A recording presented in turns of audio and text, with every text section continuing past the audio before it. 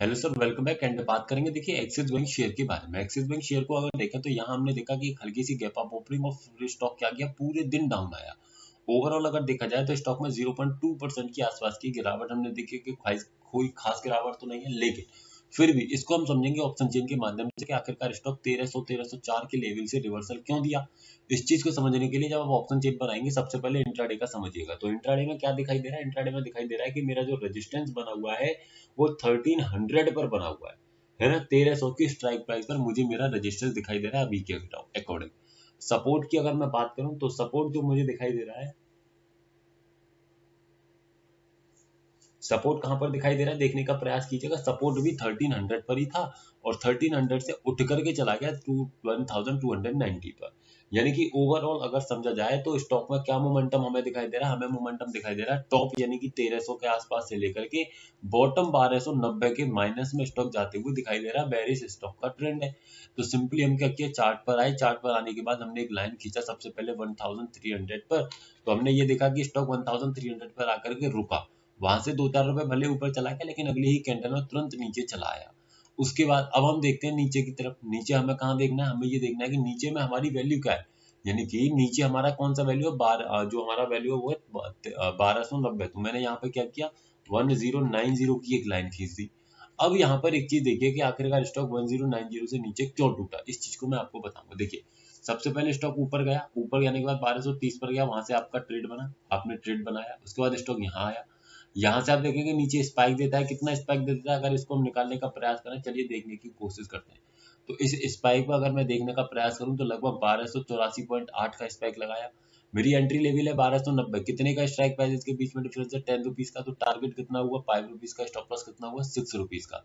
6 rupees के stop loss में मेरा कहाँ से होगा? 1210 से लगभग लगभग 1204 पर अगर वैल्यू आ जाएगी तो मुझे एग्जिट कर जाना है। यानी कि अभी भी स्टॉक ने आपका स्टॉप लॉस नहीं हटाया है ना। स्टॉक ने क्या किया? 1204 नहीं, सॉरी 1274। स्टॉक ने अभी भी आपका क्या किया? जो स्टॉप लॉस है उसको हिट नहीं किया। अब ऐसे केस में मुझे ये देखना है, यानी स्टॉप लॉस मेरा 1274 नहीं, स्टॉप लॉस होगा मेरा 1284। तो ऐसे केस में मुझे सिर्फ उतना ही देखना है कि अगर 1284 को हिट कर चुका है तो मुझे उसी साइड निकल जाना है। तो यहाँ मैं देखूं तो यहाँ देखिए कितने का लगाया है लो, 1284.80।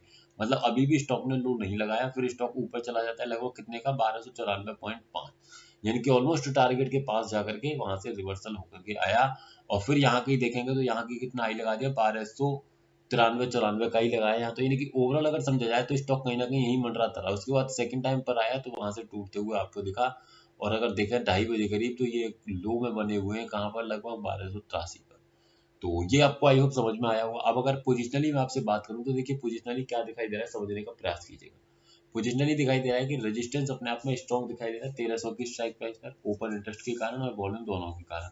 जब रेजिस्टेंस अपने आप में स्ट्रॉन्ग है तो ऐसे केस में क्या हुआ कि ऐसे केस में रिवर्सल मिलना चाहिए, है ना। लेकिन अब यहाँ पर एक चीज समझिएगा, अगर आपको यहाँ पर देखना है कि अगर स्टॉक को ऊपर जाना है तो क्या करना पड़ेगा? स्टॉक को जो लेवल है ना, जो लेवल यहाँ पर बना हुआ है 1300 को, इस लेवल से ऊपर कहीं ना कहीं बुलिश प्रेशर क्रिएट करना पड़ेगा, तभी स्टॉक इस लेवल को ब्रेक करके ऊपर जाएगा। अभी के लिए मैक्स स्टॉप 1310 स्टॉक का दिखाई दे रहा है।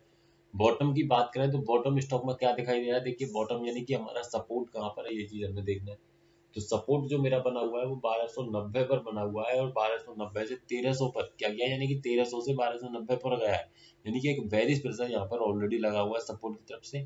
तो ओवरऑल अगर समझ जाए तो स्टॉक पे इसी तरीके के मोमेंटम आपको देखे मिल सकते हैं। तो वीडियो सिर्फ एजुकेशनल पर्पज से किसी भी तरीके की बाइंग सेलिंग होल्डिंग की सलाह नहीं दी जा रही है। अगर किसी स्टॉक के बारे में क्वेरी है तो सिंपल कमेंट बॉक्स में पूछ सकते हैं या फिर हमारे इस व्हाट्सएप चैनल पर भी आप ज्वाइन हो सकते हैं। So thank you so much for watching the video.